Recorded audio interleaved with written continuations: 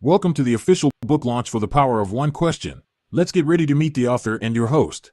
Dr. Tanya Lowe is a national and international figure in talent retention and employee upskilling, serving as the CEO of the Resurgent Group of Metro Atlanta.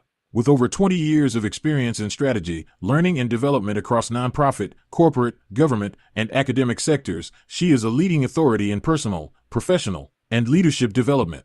Dr. Lowe is also the founder of the Impact Experience, a youth leadership development program established in 2013 as the nonprofit arm of her work. Through this initiative, she empowers young leaders to grow their confidence, skills, and leadership potential.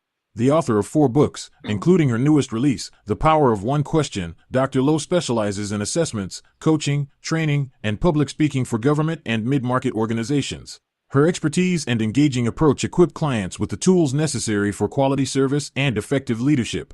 Guided by her results-driven philosophy, her mission is to globally develop human capital, resolving organizational challenges and upskilling human capital for evolving times. Her slogan perfectly captures this commitment. We develop your best-kept secret, your human capital.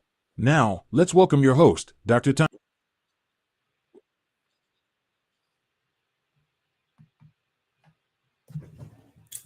Hey everybody, we are here. Welcome, welcome, welcome to the book launch for The Power of One Question. It has been a journey, but we're here, and I'm so glad that you're here with me. We've got some fun things happening today, but guess what? I want you to grab your signed copy of the book, and you can do that by scanning this QR code.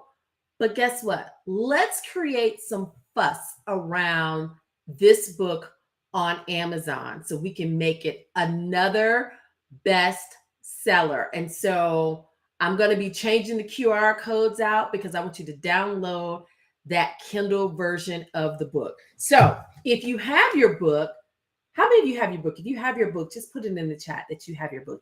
Isn't she pretty? So I want to tell you a little bit about this book. You may or you may not know that last year, December 2023, I had surgery on my foot. And so I had a whole year to sit and think and think and sit and think and sit and think is it.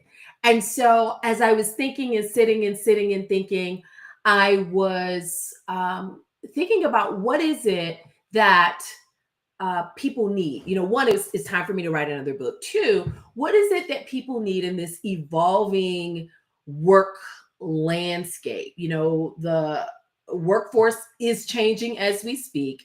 It's not just Gen Z, it's changing. We've got a multi-generational workforce. We've got Gen Zs coming in, telling us what to do. You guys don't know what to do with them. You're firing them. Technology is not going anywhere. Technology is here to stay.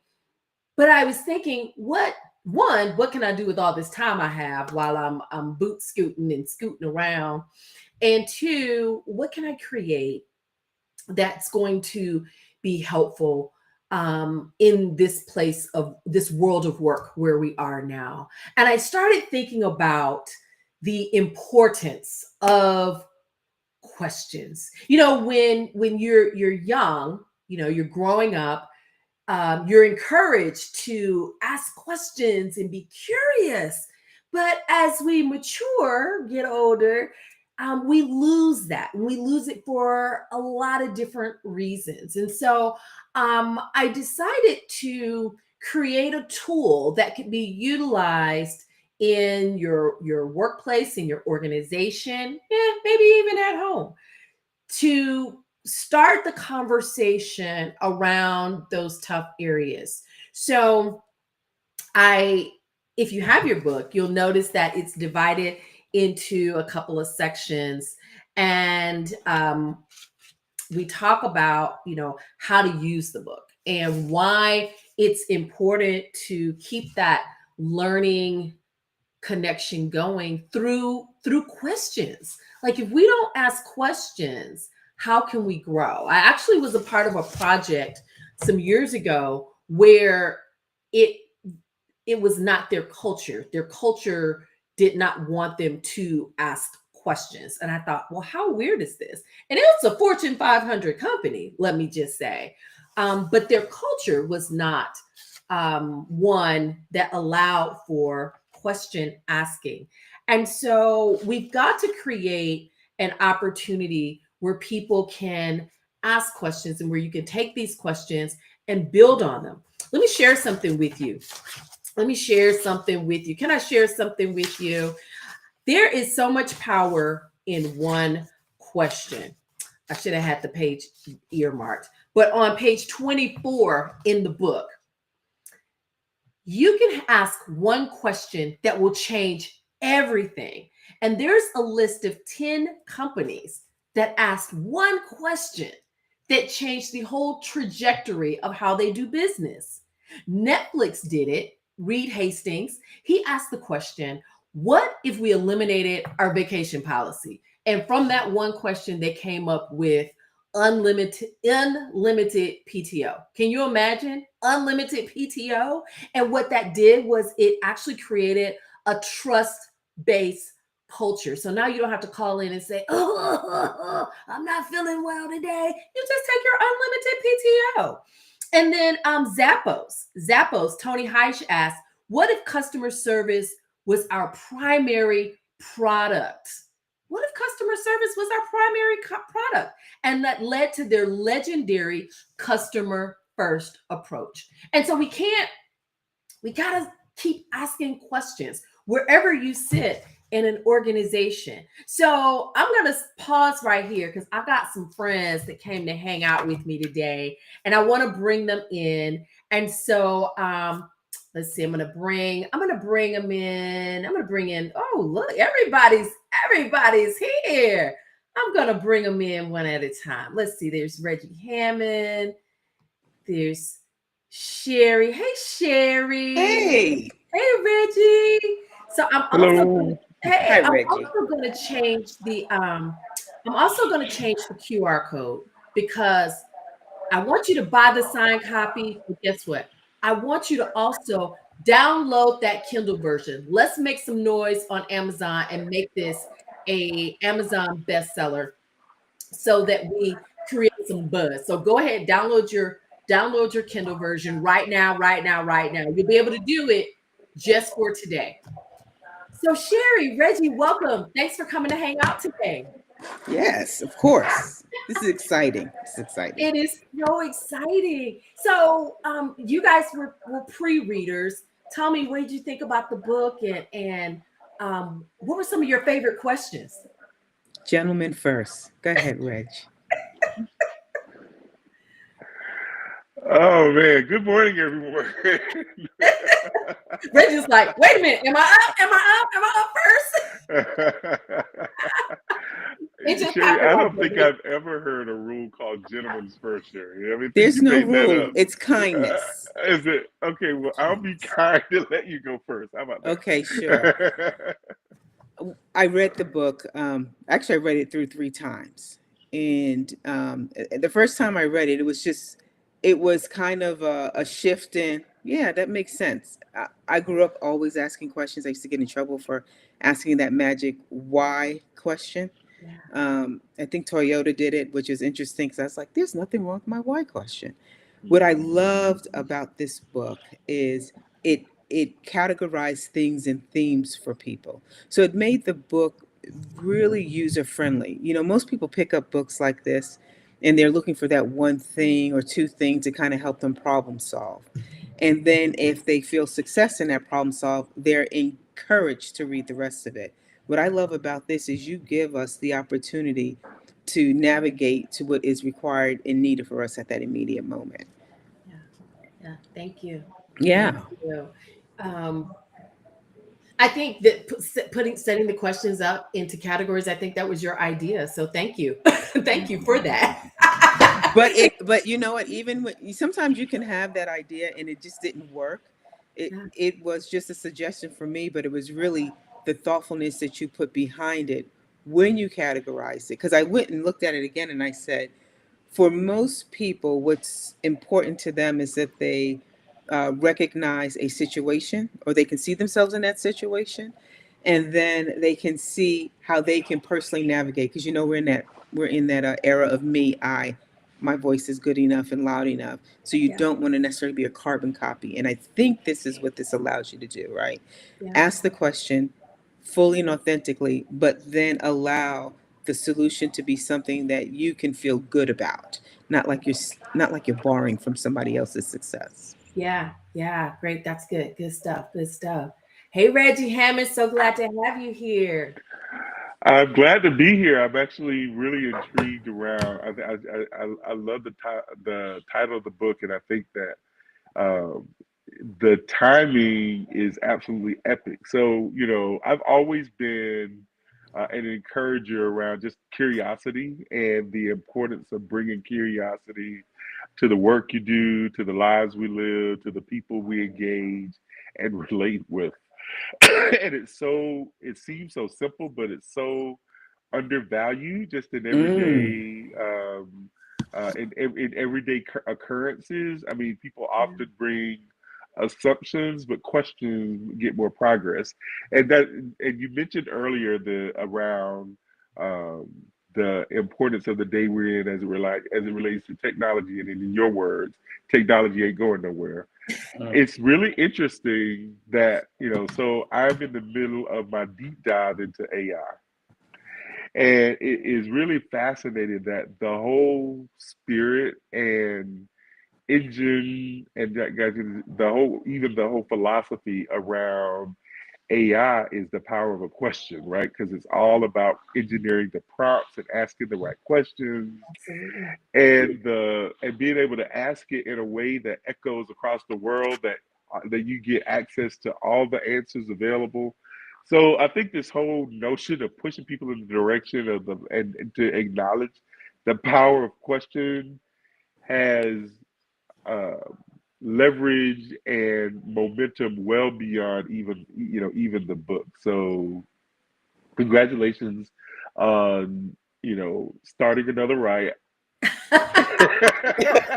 She is the ultimate riot starter, but she does it in such a way that you want to be part of it, right? That's exactly right. And so congratulations on starting another ride around, just the power of asking questions and encouraging people to do so and giving them, kind of your thoughtful perspective on that. Great. Thank you. Thank you for being here. Let's Of see course. who else we have in the waiting room. We've got, let's see, some dun, dun, dun. Move you guys over here like that. And we're going to bring in, see if we can bring in Dr. DJ and Dr. Larday. 2, 3, 4, 5. I might be able to, can I I'm get in it? the room with all the doctors when I Ah, grow up. When I wait No, grow you're up. not. No, you're not. You're here with Reggie. okay. All right. I think I got everybody in. I'm using a new screen thing here, new streaming service here. So, hey, welcome Dr. Larde, welcome Marie, welcome Dr. DJ, welcome to the conversation. We were just kind of starting out talking about the book and some of the things that stood out to Reggie and to Sherry. I want to talk about a component here on page 13 as I don't want to say revolutionize, but I do want to say revolutionize. We want to Say make Say it. it. say that. Say it. Say it. We want to make questions, hot, right? We want to make it hot. And so in order to do that, we we have to unlearn some negative behaviors. And so, if you have a team or you're on a committee, I'm just going to read it as it says here. In order to obtain success, we must consider those things that could hinder our success. In unfortunately, it could be you. You, leader, could be the one that's hindering your success. So as leaders, we must recognize and actively work to unlearn detrimental questions when it comes to detrimental behaviors when it comes to asking questions. Budget-based dismissal. We ain't got the money for that. Somebody put something on the table, intriguing. Can you imagine if when they put the idea out on the table about having unlimited PTO? We can't afford to do that. What if someone said that, right? And so we have to really be careful about budget-based dismissing when someone puts that out there. Or I love this, and this happens, I don't love it, but I hear it a lot. We've tried that before syndrome. Have you ever been in an organization? It's like, we've been there, done that, and they shoot the idea or the question down before it ever has an opportunity to be unpacked and look at, well, we did it this way, but we didn't try it this way, right? I know we did it in 1987, but 2025 now, we can put we can zhuzh it up a little bit. And then what about this? Our own personal bias. When we put our own personal bias, our feelings about the person presenting the idea, it can absolutely shut down innovation. We have left the knowledge economy and we have entered the innovation economy. And with that, we need more creativity, more ideas, more questions. So welcome to the conversation, Dr. DJ, Dr. Larde, Marie. Jump in, tell us your thoughts. What do you think about that? Unlearning those negative behaviors. Have you experienced that, or am I the only one? No, you are not. I will say that has hit me even on a personal level. Being somebody who, head of household, have to make financial decisions for my household. My daughter will ask me a question like, "Oh, can we do this? Can we do that? Nope, we're broke. Nope, we don't have no money. Nope, we're broke. Nope," and just completely dismissing the proposal, whatever it is, because of a mindset that says, "Nope, I already have the answer," rather than, well, tell me more about that. I love the tell me more. Tell me more about that. And, maybe we can strategize around it. Maybe there's a different way to do it. And I tell you, as soon as I got rid of the word "we're broke" or "we don't have the money," I stopped saying that. Life changed in a year, because I think your mind follows what the words that you dismiss from your life and the words that you add to your life. So that it's powerful to be willing to ask yourself a different question. And this is a personal account, but this applies to business and leadership. Absolutely. Absolutely. Thank you. Marie says, Dr. T, you give leaders the keys to the kingdom in this book. I love all the examples of questions you use in so many categories. It's a living document. Reggie, when you were talking, she said, great point. And her sound might be a little wonky, but she's here. So, hey, Marie, you want to add anything? Let's see if we can hear you. Oh, it's still a little wonky. Well, just keep putting it in the chat and I'll share it with the team. Okay. Dr. DJ, welcome. Hello there, and good morning, and congratulations. Thank you. You are welcome. The terminology that I like to use to piggyback on, I'm sorry I didn't get your name. Is it Dr. T in the black?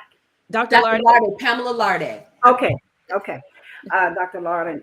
I like to use the word budget. So, when your children do ask you, for certain things, and it's not in the budget, even though we make every effort to give them some of their wants, I use the term budget. And once I started using the term budget, that was a paradigm shift too. And not saying, well, I'm broke or I don't have the money. It's just not in the budget right now. And, we'll budget for that. And the same thing applies whether it's personal or professional, because I used to lead and manage a continuing education department. And, we were the last ones on the totem pole to get any money. You had to make money to do anything that you wanted, part of your vision and mission, and make sure you can meet those strategic goals. milestones. But so I definitely So you know about budget. You know about budget yes. dismissal, right? You know about budget dismissal. Making a lot work from a little bit, or whatever, Yeah. proposals that people propose that maybe we couldn't do at this time because of the budget, and we just, But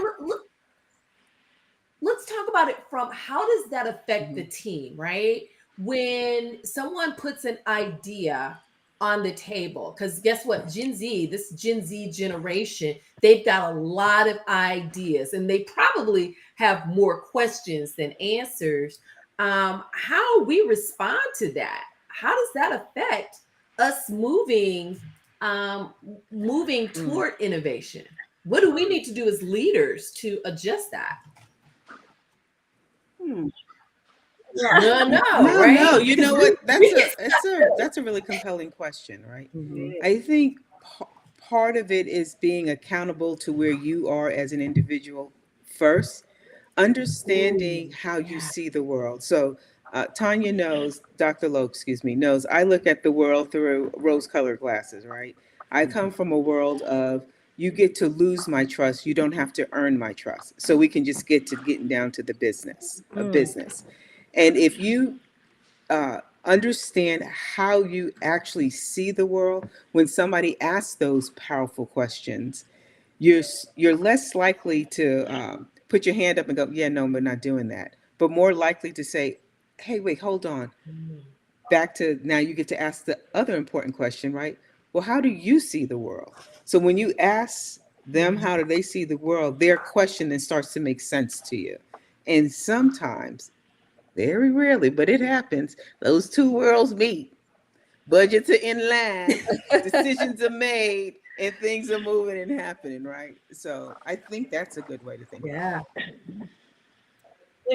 I work with a couple of Gen Z and just the younger generation, and kind of a combination of the younger millennials and the Gen Zs. And what they like to do is be brought to the table for the strategy behind the ideas. So so you have this great idea. Instead of going straight to no because of the budget, let's talk about those creative ways to make it happen. And they've got creative ways. I mean, this is the generation that's making a whole bunch of money with a YouTube channel, or and so they know they have answers that we might be afraid to embrace, but we've got to let go of that fear and sort of step into the new era that we're in. Yeah. I love that. So guys, if you haven't gotten your book yet, you can go ahead and get your Kindle version today for $0. Let's create some buzz on Amazon. Scan that QR code, and then I'm going to switch it so you can get your autograph copy, because you're going to need your autograph copy in your hand so that you can put this book into action. So there's a whole section, page 16 and 17, that talks about how to use this book. So I even tell you how to use it. And it's understanding how to understand the structure, the implementation strategy, where you can take one question a week and either follow the questions in order, or you can go and look at the themes based on how your team or your departments are set up, and really put that question on the table and unpack it with your multi-generational team. You're probably going to get some amazing responses to the questions. Marie said that she especially liked the section called One Question That Changed Everything, because I think it really puts us in the mindset of how, as leaders or managers, we can get out of our own way and really look at how can I open the door to innovation and creativity. So I'm gonna put you guys on the spot. What were some of your favorite questions? I gotta jump in on this one. My absolute favorite question was, what if we shifted from a know-it-all to a learn-it-all culture? And this was Microsoft, because we are all caught up in being the experts and being the influencers. And like, how do we shift to a place of humility to say, I want to be, and it might not all be humility. Some of it is actually, just it's a lot of things, but that was by far my favorite question. I can't stop thinking about it. Mm-hmm. Yeah. Dr. DJ, what was one of your favorite questions in the book? Oh, I see you put. Go ahead. You tell us. Oh, you're muted. You're I muted, am. Dr. Thank you for DJ. that. Because I'm just getting the opportunity to look at the book this morning, I just kind of perused through it, and I love the format, by the way, too. So thank you Thank for you. that. But number 9 on page 44, all the questions are great, but that one kind of resonated with me, which is, what is a small change we could implement that might have an outsized impact? And sometimes just the smallest changes can make a big impact. And sometimes it takes us a while to even make that small change. And once we make it, it's like, whoa, why didn't I do this sooner? That Yeah. aha comes Yeah. on. And so that's why that question resonates with me, because those are things that I've done over the years that was a small change that made a big impact. So that question was right on target. Sometimes I think when it comes down to making changes, we think it's got to be an all or nothing type of thing, right? All or nothing, and you got to make the big change. But it really is those small incremental steps along the way that can lead to something really big. So Absolutely. thanks for You're sharing welcome. that. Thanks for Tanya, sharing. can I share something with you? Yeah, Can we take one step back? So for those who don't know, absolutely. like I have the biggest crush on Albert Einstein. Like I would have married him because he's just that guy. Him and Barry White, they're those guys. But Albert Einstein is like my ultimate dude. Because what I really love is not just that you made it user friendly, but you gave them the science behind it. And I can't remember the doctor with the dark shirt on. I apologize. You can just Yeah, say Dr. Dr. Pam or Pamela. Pam. Dr. Pam said something that made me go back to page 9, which I thought phenomenal, right? Because I remember looking at this and I go, okay, this is a book I would completely read. I think it's really important that we understand how people approach things in their mind, right? How we feel is very Mhm. different than our brain and how we're wired. It's just so completely different. And most people think they're running on the engine of their feelings, and you're not. You're really running on the engine of your brain, and then you react to stuff a little later on, in my personal opinion. So when you were able to give them the understanding of the neuroscience of questioning, which goes back to all these generations we have in one spot, right? Everybody is someplace on a spectrum, and a spectrum is such a beautiful word. It's like a rainbow to me, right? So some people are to the extreme left, and some people are all the way in the middle, and then to the far right. So when you use that neuroscience way of questioning, you leave out no thought pattern. You absolutely are forced into enrolling every thought pattern, which really makes those questions rich, right? The words are great, but it's the brain that's asking the word, and the requirement to Mm, understand every little nuance behind it. That's why they want to sit at the table and be part of the strategy, right? They don't want to just execute.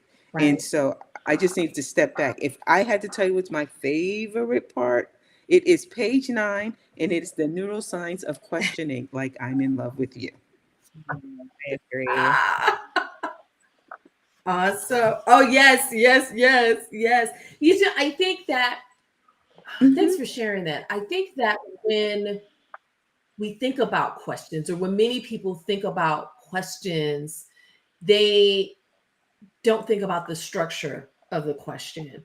They think, well, I asked a question, but did you put any thought behind it?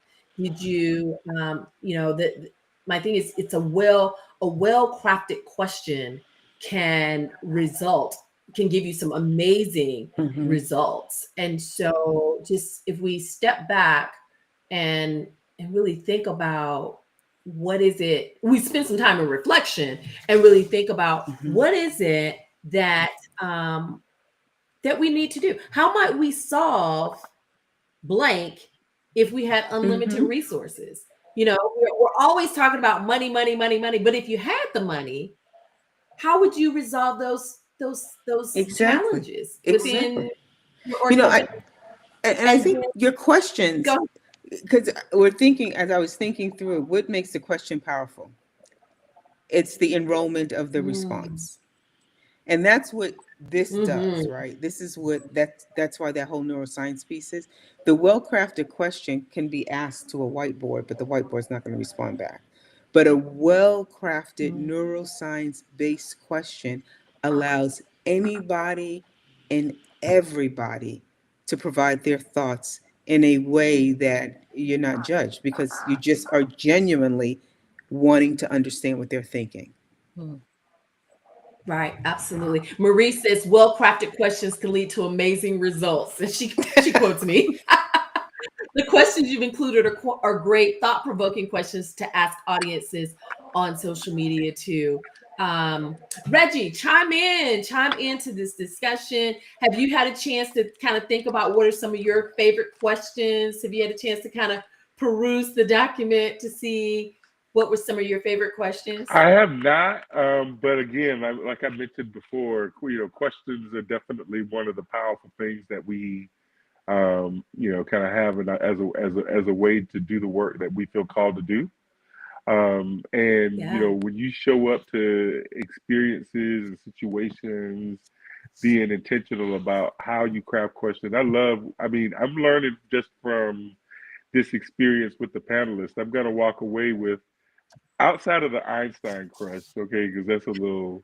That's real. It's real, and deal with that. It's a little creepy too, sis. But but the neuroscience of the question, neuroscience of the question, creating this space for inclusion that that is free of judgment.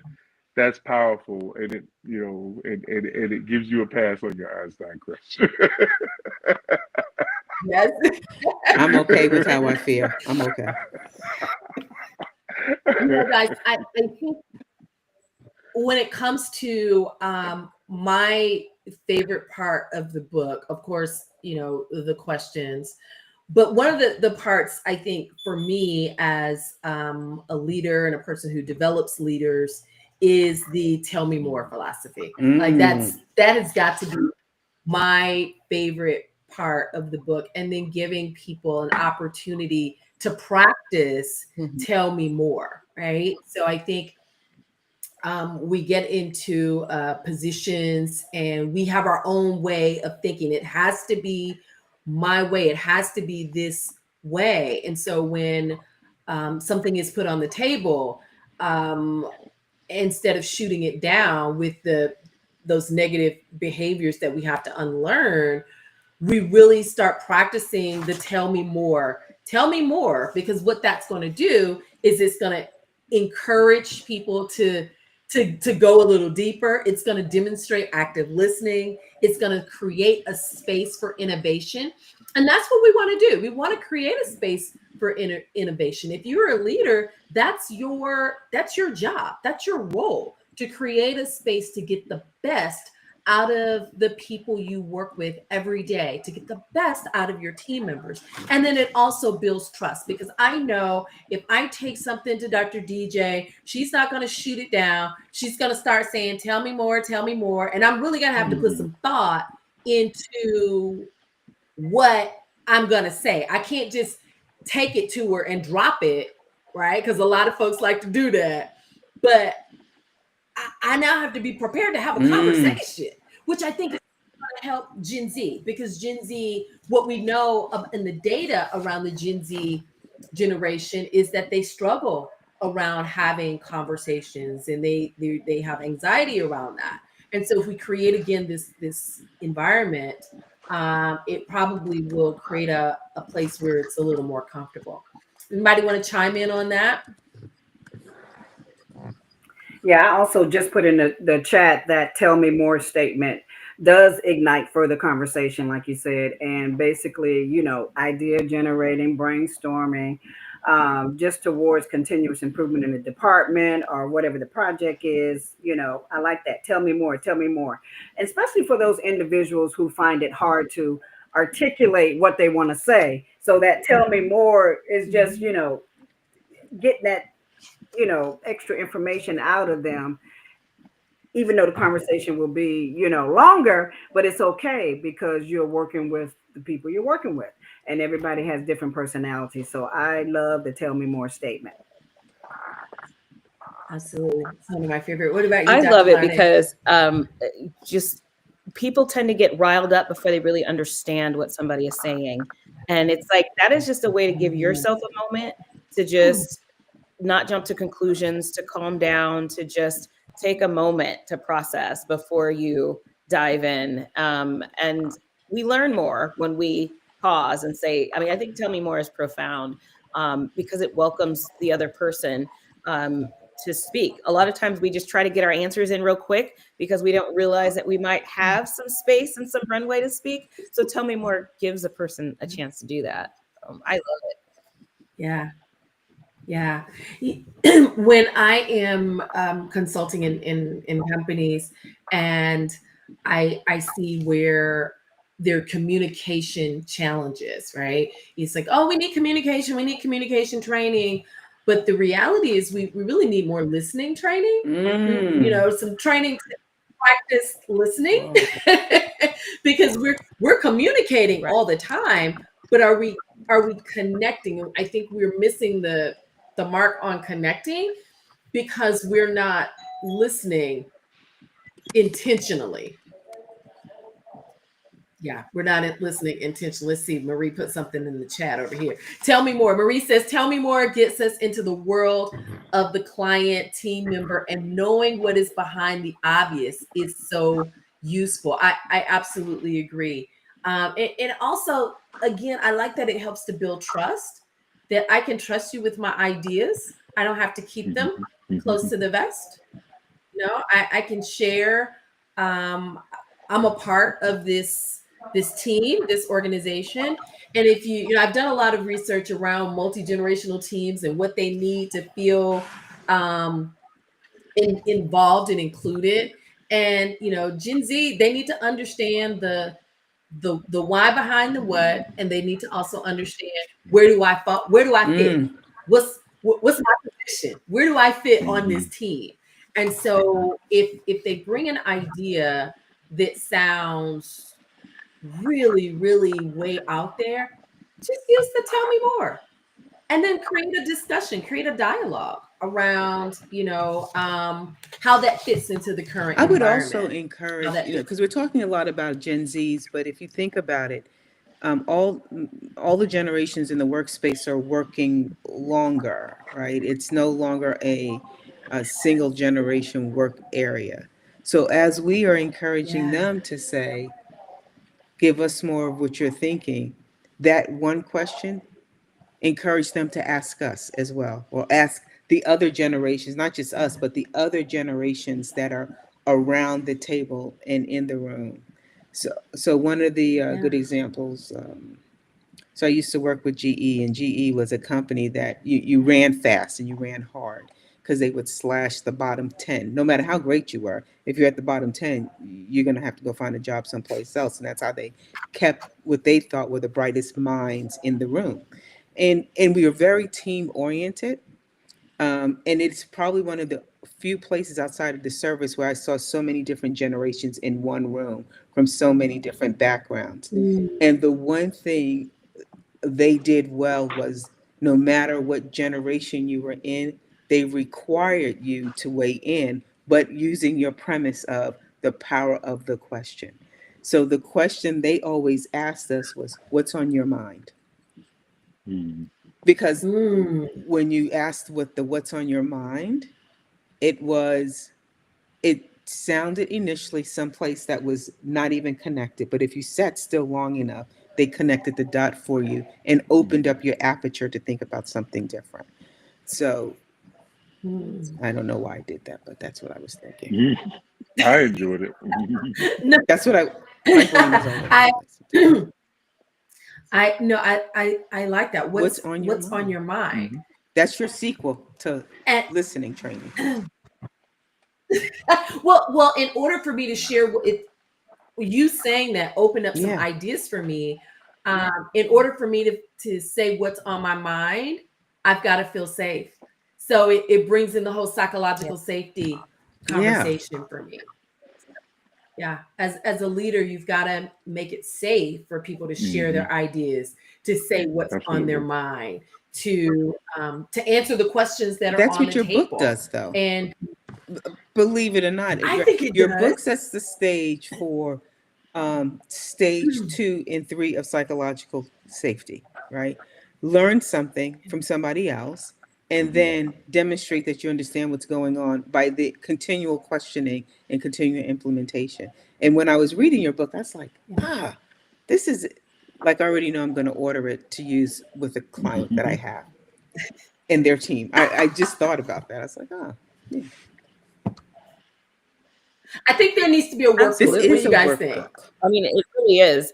Yeah. Yeah, absolutely. I mean, I'm thinking of all kinds of activities that can be done with this, and so it could be as formal as we're going to, integrate this into our operations and the way that we function as a team. But it can also be we're going to do a team retreat, and we're going to do some really intentional activities around these 52 questions, And so I see a lot of use, practically speaking. I hope you do a workbook on listening to accompany that, because when we're asking the questions, back to Dr. Pam's thought, sometimes we don't give people the breath to listen and respond because we're not trained to listen unless you're trained to listen. Yeah. And even when you're trained to listen, it can be a challenge to listen because there's so many distractions. So we have to really lean in and eliminate those distractions and focus on what's being said, what's happening in that moment. It's a heavy lift to listen. It's a really heavy lift. It is like a workout. Yeah. Comes to mind for me though, what also can make listening challenging is our own triggers, our own the things that set us off and don't really, we're hearing something else beyond what they're actually saying. And so that training around listening is huge. Got that on the board. Create a training around listening. I actually have a when I do communications or connecting training, there's a section on a listening exercise. But I definitely believe that, if you ask someone, are they a good listener? They're going to say, yes, yes, yes, yes, yes. And they're going to miss it. We all are probably at 50% when it comes to Even the listening. good listeners are like, Yes. Yes. Yes. So how, if you had to tell a leader who is listening to this conversation today, how this book would benefit them, what would you say? And whoever wants to jump in, just go ahead and jump in. I think. And guys, don't forget to download your Kindle version of this book. Let's create some buzz on Amazon. Put this book, and then I'll put the QR code back up so you can order your autograph copy, or while you're getting your Kindle. Can you version, ask that can just question grab it from again? Amazon. Yeah, what would you tell a leader if you were talking to a leader about this book, how this book could benefit them? Maybe they're not listening to this conversation, or maybe they are listening to this conversation. Think about some of the clients you've had. Think about some of the challenges you've had with organizations who, they could do better with tell me more, or listening, or communicating, or questioning. What would you I have an tell them? answer. I would say, so one of the things that I have in my room is it's a book of prayers. And so it has a script of prayers that if I'm stuck, there's one about prayer for my business. There's one about prayer for if you're single and want to be in a relationship. I mean, there's prayers literally for everything. And it gives me a script when I'm stuck and I'm not sure exactly what are the words. So this book, I probably wouldn't use the prayer example with a leader, depending on the leader. It just depends. It depends. Now, I do work at a Christian university, so it would totally work there. But what I would say is that this gives you a script. This gives your team a script for when you might get stuck in terms of how do you move forward? What are some of the things that we can do to progress, but we're not sure the right questions to ask. So I think scripts are critical, and that is, I think, one of the most valuable. Thanks, Dr. Pam. And I think your example is perfect. I think your example is perfect. Marie says leaders can use the questions with their teams, clients, colleagues, and they will instantly be a hero and be listened to newly. Instant success for them. So thank you, Marie. Yeah, I think the better we get at asking intentional questions, people are like, wow, that was a good question. You can make people Yeah. think. I think I think the that- way you can use it, Tanya, or organizations can use it. Yeah. I'm a huge proponent of making things part of your DNA. I'm a huge proponent because I think if it is part of one's DNA, it's the go-to behavior, and that's really what you want people to do. So I see this book, and as I was thinking through the client, I'm going to use it with is having them involve the book in its entirety in their everyday movements, right? So I love how Dr. Pam said, use it to get unstuck, because it's very powerful when you're stuck and you just feel like you don't know which way to go. Everybody needs a beacon, and I think that's important. But I also think it's important if you can just make it as part of your everyday interaction of thinking through all of the tenets of an organization, right? Because what I liked about it is it doesn't just speak to the operations people. It doesn't speak just to the staff. It can speak to all levels of an organization, right? Individual contributors, entry level leaders, and then to the C-suite if given delivered in a specific way. But it also allows this sweeping landscape from left to right is what I was thinking. You have all these different people sitting in a room sometimes, and they throw in this brainstorm session because they just got to do something and spend money, and they're not going anywhere, and they're just spinning, right? And you take that and you go, hold on, somebody, and literally, don't be mad when I tell you this, but rip the book apart and throw it up on whiteboards and get people moving around and get them thinking and moving and ingesting it. That's just what I thought about it. Look, that's actually a really good idea. Yeah. It gives people a reason to buy multiple books, so they can rip one apart and they can buy another one. Like, love the idea. Yeah, I'm here for generating the revenue, Yes. but generate the revenue when it makes sense, because the tool is so powerful. And that's what it is. The book is a tool. Somebody said it earlier. It just really is a flat out tool. You didn't leave a stone unturned. Yeah. And the compliment is training to listen so that they can make these questions really powerful, truly. Yeah, I agree with Yeah. all Thank what you said. And one thing I think I would ask a leader that I know is, are you, experiencing any communication challenges in your organization? Something like that. And then, of course, reference the book. But I also like the book. One of the things I used to do when I actually went to a live campus with my team is we would do book club. And so this wouldn't necessarily might be book club, but it would be something, a question from here each time we met, spark discussion, and see how we can apply it to what's going on now or any challenges that we're experiencing, just to keep the lines of communication open as well and help them solve any challenges, build those relationships, and be more inclusive. Yeah, I love it. It's about cultivating an ecosystem of growth that permeates throughout the entire company. So, I hear a lot of companies talking about their organizational culture, and we want to create a culture of this and a culture of that.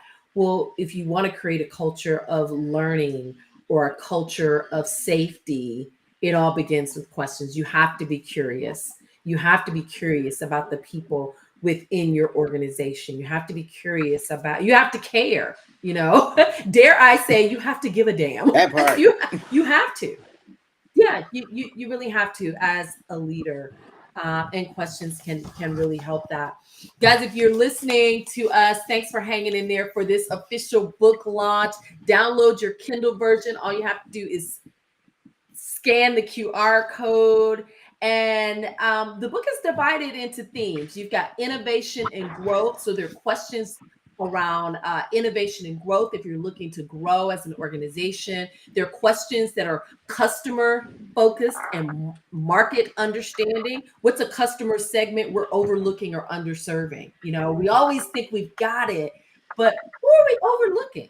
Who should our client be? Operational questions, organizational culture and learning questions. My favorite. I had fun putting those together. Collaboration and communication questions, sustainability questions. So they're every type. There's so many questions here that you could take and really, again, take one question and dissect it. Don't eat it all like you're at a buffet. Take one question Good point. and dissect that question for a week. You know, you're meeting anyway. You're meeting with your teams. You're in these meetings anyway. Ask the question, but make sure you come back and get the answers, whether they send them to you, whether you put them in a Slack group, whether you have a follow-up meeting. Go back and find some way to discuss those questions. I was talking with someone who was an early reader, and they said, you know, I've already started implementing your book, and we spent 3 weeks on one question. Well, you as an organization, you may find yourself doing that. It may unpack some things for you, so or open up some things for you. So my question to you guys is, you know, I tried to cover so many different components. What would you have liked to have seen in the book? Any particular question, any particular category that that you didn't see that you would have liked to have seen? Well, no category for me based on me just looking at it today for the first time. But as we said earlier, maybe incorporating a mini workbook within the book. You're still going to, you know, have your more detailed workbook. But I have a book like that where I just have some lines and have some questions, you know, based on whatever that question is. And then that way they can start jotting down things. They see the lines. I know they can write in the book right there on that page. We understand. But you're being intentional to encourage them to think further when you might ask some sub questions or just have the lines. And what are your thoughts about this right now? What do you want to share? Whatever it is. Absolutely. Dr. Larde, any thoughts? Okay, you're muted. Sorry. No, I'm staring at this question that answers a question you asked earlier, and about one of my favorite questions, and it's, if you were a competitor, how would you disrupt our business? And gosh, I love that so much.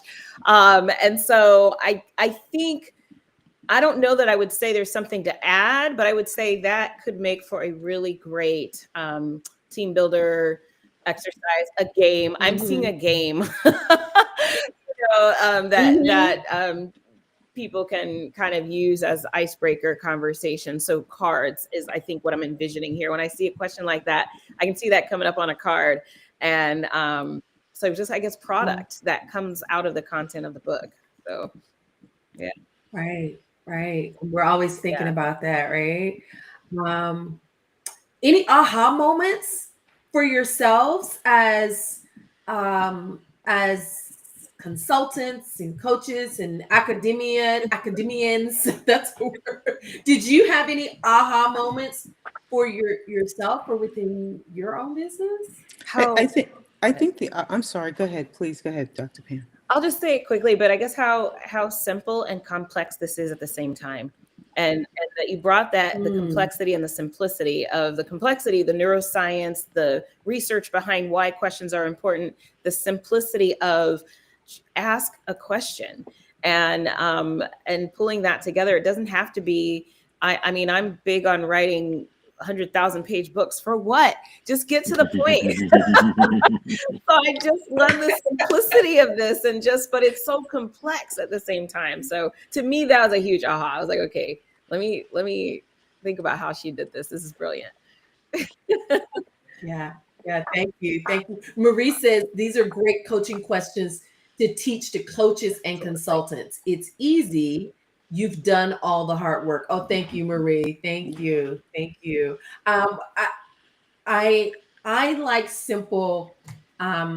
When I'm working with companies, I like for things to be simple, and I like tools, right? And so here's a tool, and I think somebody said it earlier. You take these questions, you can be the hero in your organization. I mean, just get ready for your increase, because you're about to, you're about, this is going to be your magic wand. Dr. DJ says this book is definitely a teaching tool. Love it. Thank you, Dr. DJ. Thank you so much. Guys, thank you for being here with me today. Thank you so much for engaging in this conversation about the power of one question. Guys, if you've been listening to us for the last few minutes, go ahead, download your Kindle version. If you want to get your signed version, go ahead and scan this QR code. If you want to get copies for your employees, scan that code and make sure that everyone on your team has a copy of this book. Thank you so much, guys. Anybody want to have any final words as we wrap out these last 4 minutes? I think the aha moment was, are you ready? That was the aha moment, because it kind of goes back to what Dr. Pam said, the simplicity, but the complexity. And are you ready? It's the question we should ask ourselves, and then help people deploy that. It's just a phenomenal, thank you for the gift. Yeah. Oh, thank you. Thank you.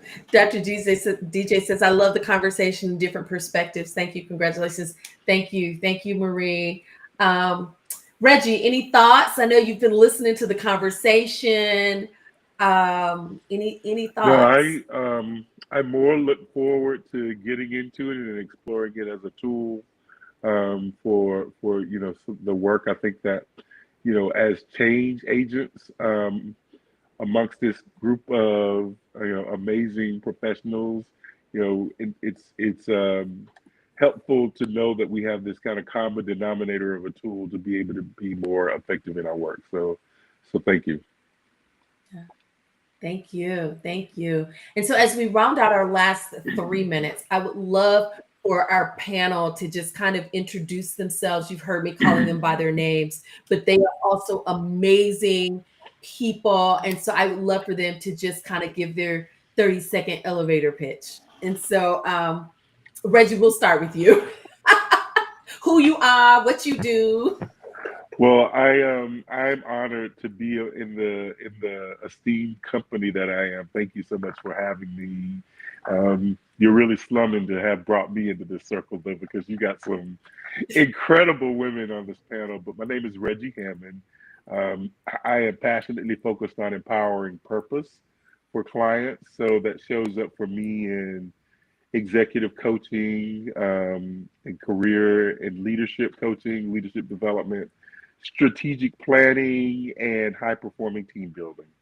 And so I love what I do. I can't believe I've been able to create a business to do it, and next month will be 14 years. So if anyone else wants to do more of that with me, let me know. Yes. So hi, everybody. My name is Sherry Davis, and I am the founder of Shift Forward, which is a consulting company that is really about unleashing the power of humanity in all aspects of our life. And we do that through cultural shifts for Fortune 500 companies, nonprofit and profit, in the governmental spaces as well.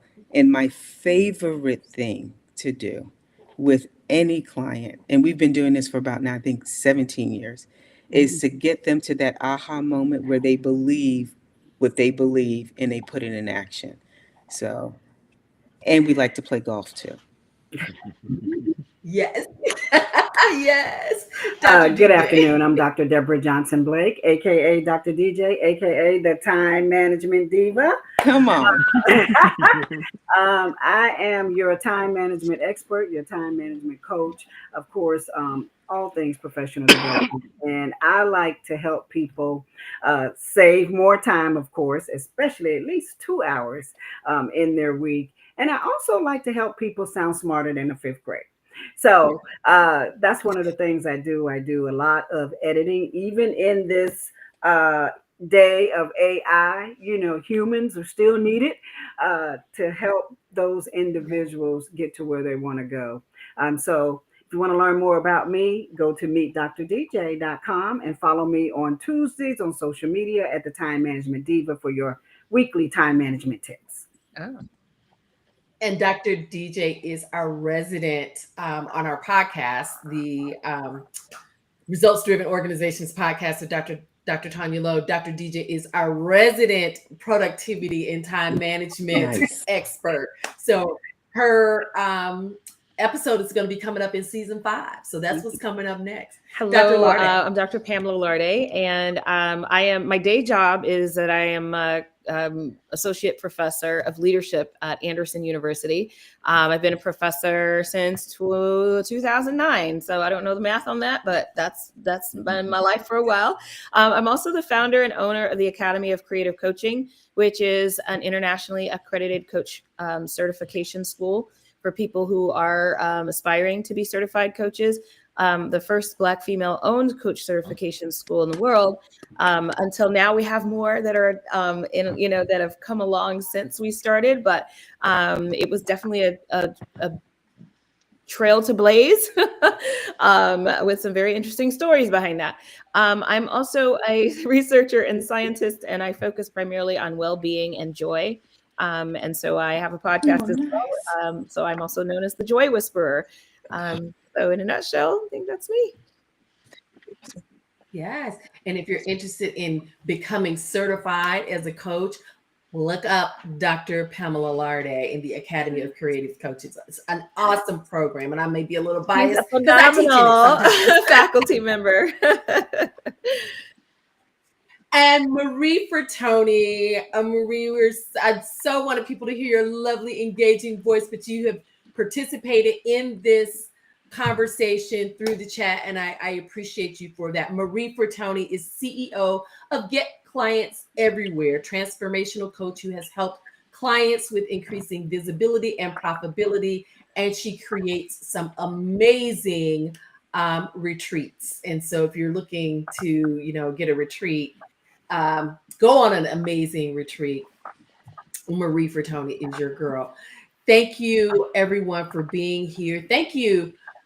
If you're watching on LinkedIn and you're watching on YouTube or you're watching the replay, thanks for being here.